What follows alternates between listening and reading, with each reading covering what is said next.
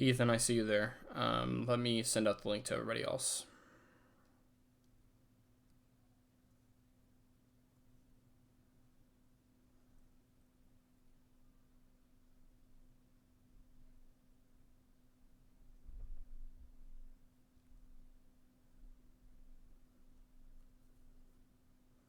Go ahead and post in the chat, by the way, if you're here. Other than the two people who have. I just want to make sure I have everybody before I continue on. Stinking Streamlabs.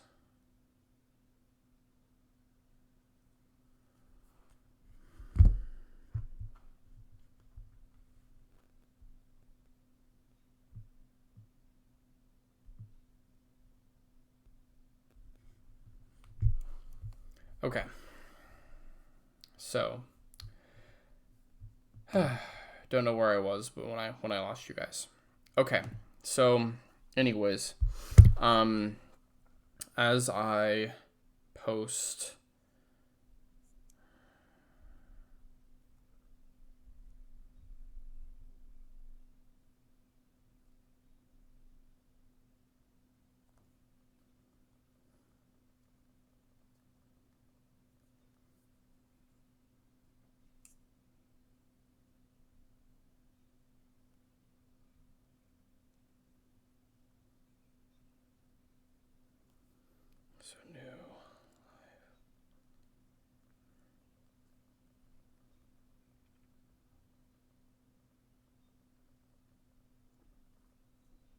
There we go. Okay, so I've done my part now.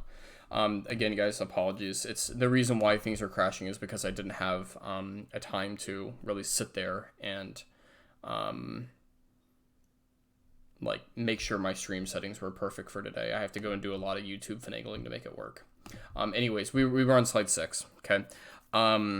So we were talking about, are there any military reasons for why communism is expanding? And again, if I can get my stream not to crash on me, because that would be, I don't know, just ideal. Let's take a moment and let's actually think about this. Okay. So we have, okay, and let me kick my drawing over here a little bit. Okay. We have here a beautiful map of Europe. Okay. And you're like, Mr. Ridgway, that doesn't look like Europe at all. It's fine. It's Europe. Okay. And we are going to now be kind of chalking this up, okay, to some military reasons for what's actually going on. Okay. So number one, what the heck does the Cold War, like, what does communism expanding have to do with that? Well, first of all, it has to deal with the fact of what the Soviet Union has gone through for the last ever. Okay.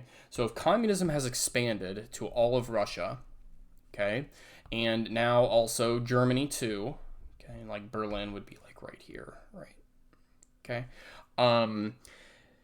You need to think about this from a Russian perspective. Okay, let's think about how many times Russia has gotten invaded by Europe. There was Napoleon, okay, which did make it to Moscow. There were the Germans in World War I. Okay, and then the Germans again in World War II. Okay, and if you're Russia looking at Europe, you're like, God, you guys suck. Okay, you're terrible. And they're like, okay, we keep getting invaded. So here's what we're gonna do. All this land that we took over in World War II that is technically not Russia, okay, it's like this area, kind of like that I'm circling, this purple area. They're like, okay, we're gonna hold on to that for as a buffer zone. If there's gonna be World War III, we are not going to be fighting it on Russian soil. That is not going to be happening, and that was their particular reasoning. Okay, so that's kind of a military explanation for why the Cold War happens, because the Soviet Union needs a buffer zone. Outside of that, okay, maybe you blame the United States. Okay, as all of these European countries start to join groups like NATO, okay, and start to make alliances with the U.S., which we'll talk about more here in a second, you'd say, oh, look at those greedy capitalist pigs, trying to, get their conniving hands into, our business. Sure, why not? because the U.S. is, I mean, it's a capitalist country, right? And then you could blame the United States from a purely ideological standpoint. The U.S. just hates communism and the idea of it. And I think there's definitely some legitimacy there as well, with, perhaps both of those things. Now, you could then also take a third approach, which you could say it's nobody's fault. All that's happened here is that we've gotten two weightlifters in the weight room who are super steroided up, and they are constantly trying to outlift each other all the time.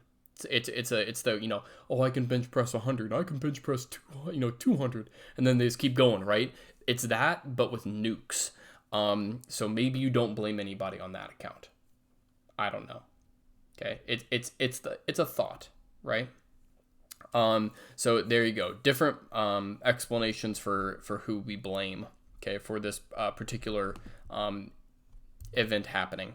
Okay, the question for Truman then is, okay, what you gonna do? Okay, because by the time we hit 1949, okay, the U.S. has had nukes for 4 years, but when we hit 49, both the U.S. and the Soviet Union have nukes. Okay, and what that means is something called MAD. Okay, mutually assured destruction. Okay, and as they start to get in an arms race and see who can pull out the bigger guns or the bigger nukes, okay,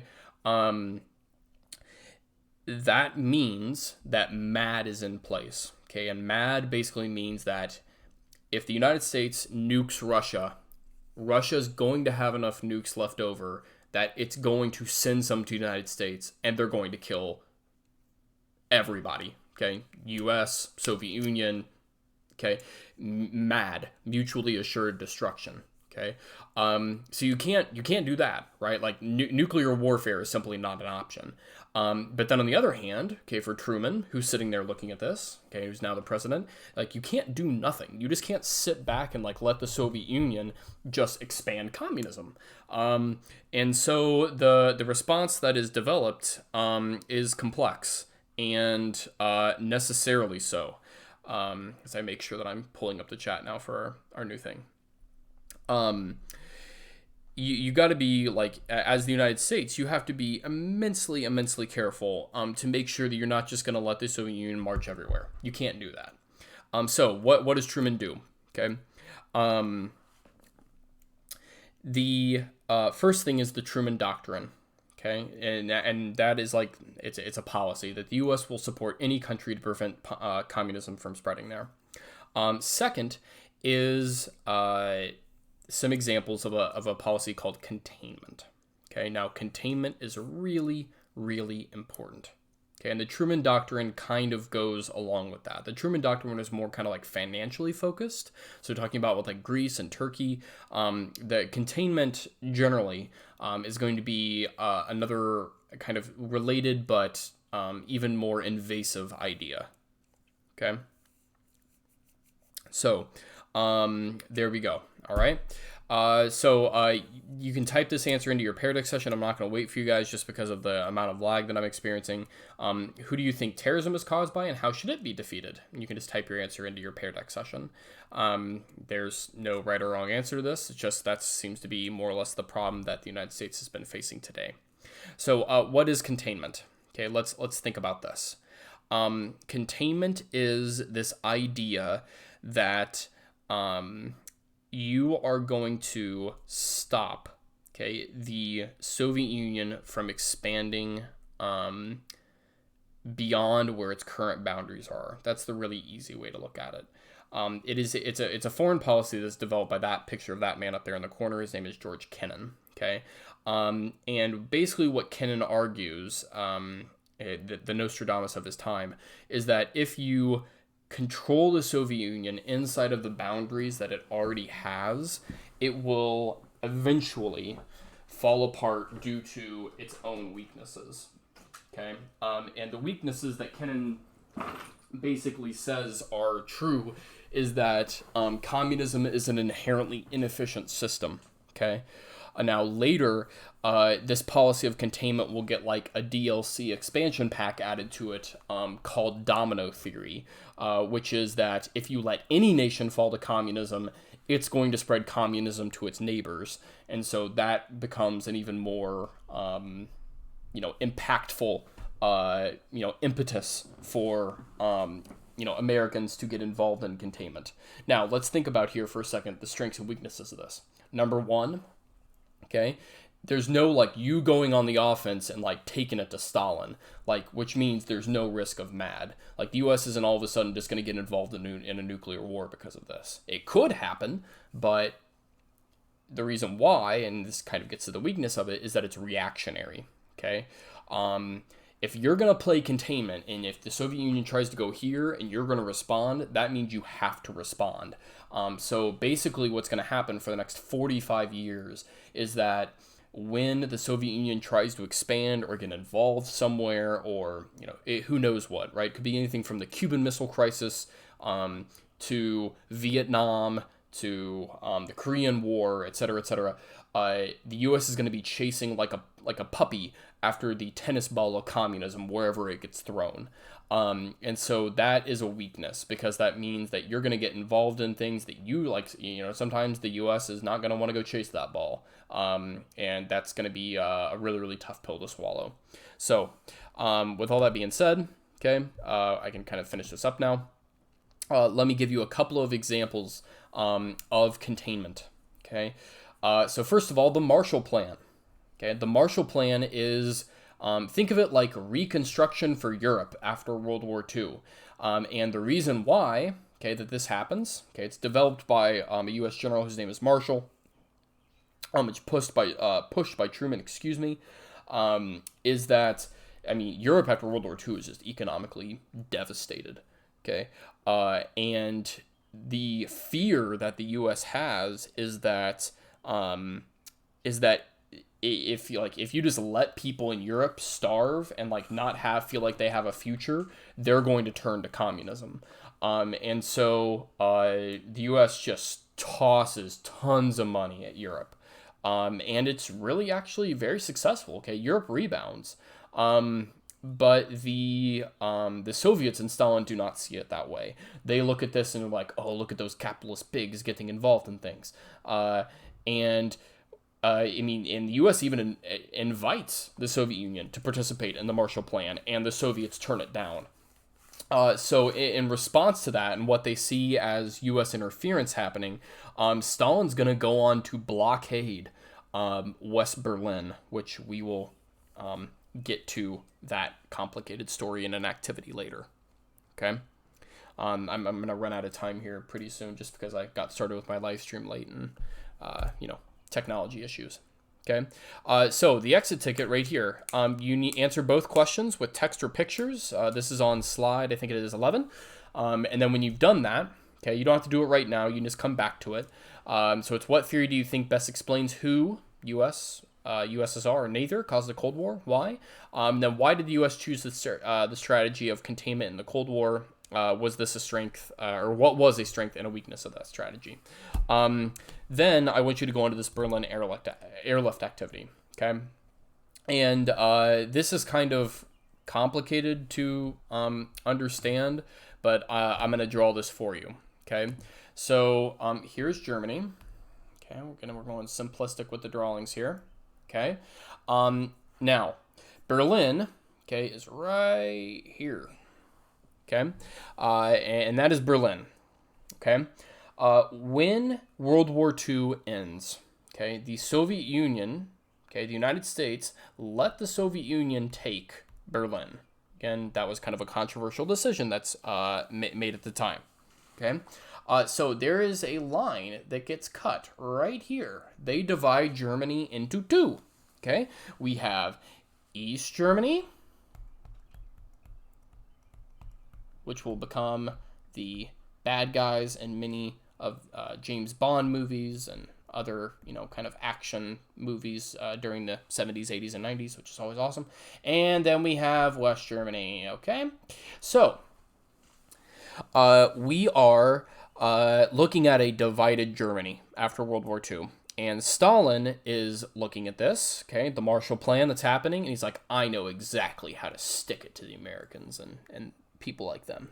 Because here's where this gets complicated, right? So Berlin's right in there, but here's the thing. Okay, Berlin is also cut into two, even though it's in the red half. So again, all this red area is owned by the Soviets. Okay, like they and again I use the color red here very intentionally. They own all this, but the thing is that the United States, the British, and the French all have their own individual areas inside here. And so there's this like little island of capitalism in this sea of communism. Okay? And again, like this half of Berlin would be owned by the Soviets, right? Okay? So what Stalin does is he takes Berlin and he blockades it. Okay, because what was happening is that because, like the Marshall Plan and things like that, the U.S. had regularly been driving supplies through the border, okay, because again, they're supposed to be friends, right, into Berlin. But all of a sudden now, Stalin goes, nope. This is completely closed, this entire border, and this is also closed right here in Berlin. And so all of a sudden now, everything is locked down. And all of a sudden, after a few months, West Berlin's going to starve. Like, you got to do something. And so what they devise, what Eisenhower devises, or Eisenhower, good Lord, Truman devises is something called the Berlin Airlift. Now, please be aware, a blockade is an act of war in, like, international law. Okay, so the U.S. could have, like, taken tanks and drove straight through the line and been like, yep, screw it, here we go, to shot their way into Berlin. But instead, they are going to airlift literally hundreds of flights a day into Berlin and then fly them back out and they just repeat this over and over and over again. And eventually, they are importing more via aircraft into Berlin than they were before the blockade started. And the Berlin airlift is massively successful. Okay, it fails. And eventually, Stalin stops the blockade because it just doesn't work. So it is, as one person says, egg on the Soviet Union's face. But this is a really, really good example of containment because we can see how the U.S. is responding here. Now, what I want with you guys to do for your time, okay, and that very brief explanation that I gave you there, is I want you to check out the explanation, which is the green dot there. Yes, and there is something called the candy bomber there, which I would highly encourage you to check out. Ethan's mentioning that in the chat. There's a primary source there where you can read about it, and there's also this video map. It definitely at least watch the explanation, and please let me know if it's blocked, because I'll need to get that fixed. Essentially, it's kind of saying what I said, but he goes into more depth, and it's pretty good, even though it's a little bit cheesy. Okay, so check that out. You don't need to do anything with it once you've done it. It's just there for you to do. The last things that I want you to do in this lesson, again, these are going to be things you're going to do on your own, is with Pear Deck. Right here, okay, there is this little box, and this is from a garment corporation in Indiana, and this is what's going on in the home front in the Cold War. So I want you to check that out and then answer with Pear Deck. What do you notice about what this magazine is going to be showing as the ideal image? Okay, then that's going to get you to the activity. Okay. I'm not going to spoil for you the warm-up, okay? You can read this background on your own and what this culture is all about, okay? It starts with a C and ends with conformity, but you are going to be picking, okay, some areas of moral and material conformity to dive into, okay? Now, conformity means you act like everybody else. And right here where it says worksheet, you're going to make a copy of that, okay? So you just click right here. It's actually, it's on the brownish dot thing, okay? You click it, and then what you do, okay, is you pick 2 of each kind, okay? And then you can think of those areas as like a free draw, picture, text, write area where you're going to do 2 things. And that's number 1, Show me how it's an example of conformity in the 1950s. And then second, try to give like a short summary of each of those items, okay, as well. Again, try to keep it concise. So that is what you're doing, okay? So again, we did the mini lesson, which you should be able to see there. And that's kind of how I'm taking attendance. And then you have this material and moral conformity worksheet. I believe this is due a couple weeks from now. I'm not sure of the exact date, but it's on our DCUSH course map, okay? So with that being said, I'm going to pause here for a minute. Any questions about what you're going to do or any content that we've talked about, I'm going to let you go ahead and post that right now while I try to go and make coffee, because I have to do a world history live stream after this, and my brain is just fried. So I will let you guys post that here while I return, and you can have an empty chair stream for about 5 seconds. Okay? So I will be right back.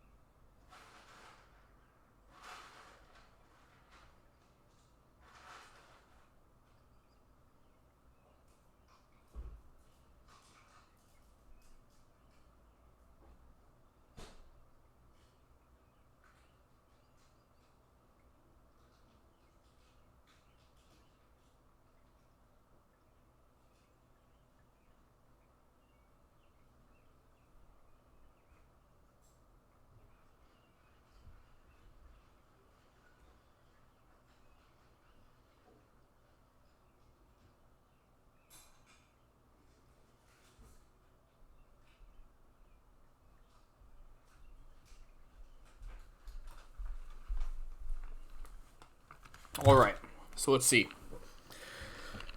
Any questions you guys have? I will tell you there's a national tragedy going on right now, which is I'm out of coffee. So, any questions right now? Ethan's playing apparently the Jeopardy theme song.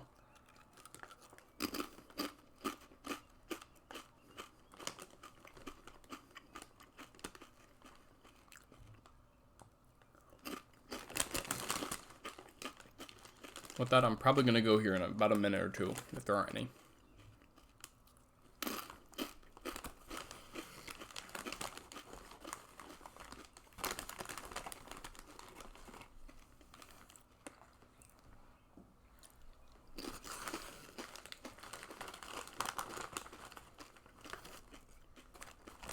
All right, well, if I'm not hearing anything more from you guys, I am going to get going, okay? I will, see you guys soon. Next lesson. So I'll see you guys. We have a new one on Wednesday. So what's your address and we'll send you some coffee. Oh, I know, right? Ugh. It is the darkest hour of my life. I am out of coffee. So I wish I could get back into the school because I got like a whole box of it there and I can't get it. But all right. Well, I hope you guys have I hope you guys have a good rest of your day. Hope you're staying healthy, staying safe. I'll see you guys later, okay?